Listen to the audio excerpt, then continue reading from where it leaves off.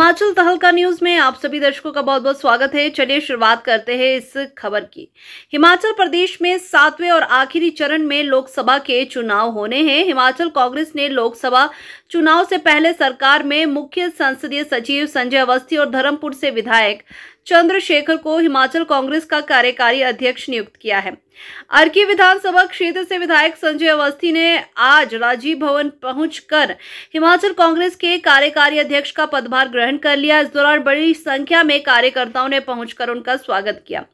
हिमाचल कांग्रेस के कार्यकारी अध्यक्ष संजय अवस्थी ने कहा कि वह पूर्ण निष्ठा के साथ जिम्मेदारी को निभाएंगे।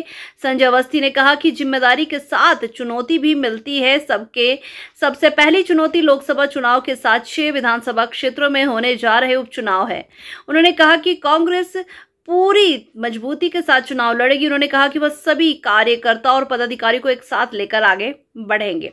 वहीं संजय अवस्थी ने कहा कि कांग्रेस मजबूती के साथ लोकसभा और उपचुनाव लड़ेगी। साथ ही उन्होंने ये भी कहा कि सरकार और संगठन के बीच बेहतर हाल में बनाने का प्रयास किया जाएगा और आने वाले दिनों में मंत्री कांग्रेस कार्यालय में बैठेंगे, जो कार्यकर्ता के साथ संवाद करने के साथ साथ समस्याओं को भी सुनेंगे। वहीं संजय अवस्थी ने प्रदेश में होने वाले लोकसभा और उपचुनाव जीतने का दावा किया है। उन्होंने कहा कि प्रदेश में 15 महीने पहले कांग्रेस की सरकार बनी। सरकार बनते ही बड़ी चुनौती प्रदेश की आर्थिकी स्थिति भी पूर्व सरकार द्वारा 90,000 करोड़ का कर्ज छोड़ा गया था। उसके बाद आपदों से प्रदेश को जूझना पड़ा। इसके बावजूद भी प्रदेश में विकास की गति को नहीं रोक दिया गया।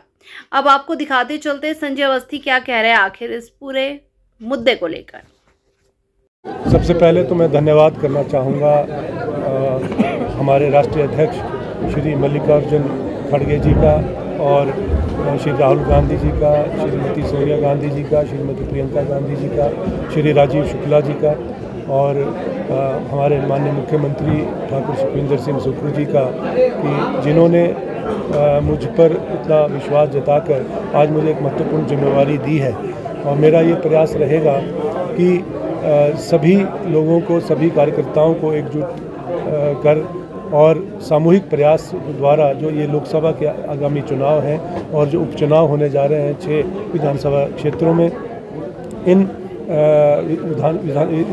उपचुनाव में और लोकसभा के चुनाव में जो कांग्रेस के प्रत्याशी को जीत हासिल करवाना सबसे पहली प्राथमिकता रहेगी।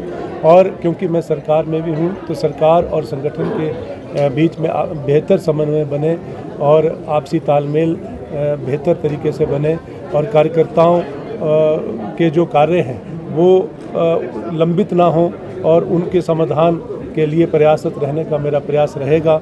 और इसमें एक महत्वपूर्ण कड़ी के रूप में मैं कार्य करने का प्रयास करूँगा। बिल्कुल, आपने देखा कि पिछले 15 महीने का जो कार्यकाल प्रदेश सरकार का रहा, वो एक बहुत उतार चढ़ाव वाला कार्यकाल था, जिसमें पहले तो जैसे सरकार बनी तो एक बहुत आर्थिक तंगी से गुजरना पड़ा और लगभग 90,000 करोड़ रुपए का जो विरासत में कर्ज मिला था, और उसके बाद एकदम से आई ऐतिहासिक आपदा से जूझना पड़ा। उससे 12,000 करोड़ रुपए के लगभग का नुकसान हुआ। और उसके बाद आपने देखा कि पिछले दिनों जो विधानसभा का सत्र था, बजट सेशन था, उसमें किस तरह से लोकतंत्र पे प्रहार हुआ और भारतीय जनता पार्टी के नेताओं ने सरकार गिराने की जो असफल प्रयास किया, इन सब घटनाओं से जो है प्रदेश सरकार को जूझना पड़ा।